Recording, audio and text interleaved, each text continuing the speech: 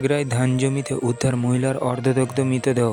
এগরার মোহনপুরে ধান জমিতে উদ্ধার হলো অর্ধদগ্ধ মৃতদেহ। আজ বুধবার সকালে এমনই ঘটনা ঘটে এগরায় মোহনপুর থানা এলাকায়। মৃত মহিলার নাম কাজল মাঝি, বাড়ি মোহনপুরের রামপুরা এলাকায়। পুলিশ ও পরিবার সূত্রে মহিলা মানসিক সমস্যায় ভুগছিলেন, এমনকি মহিলার মধ্যে অস্বাভাবিক আচরণ লক্ষ্য করা যাচ্ছিল বেশ কিছুদিন ধরে।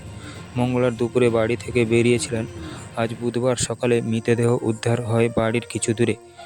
এদিন সকালে মাঠে কাজে যাওয়া স্থানীয় লোকজন প্রথমে দেহটিকে দেখতে পায় এবং পুলিশে খবর দেন।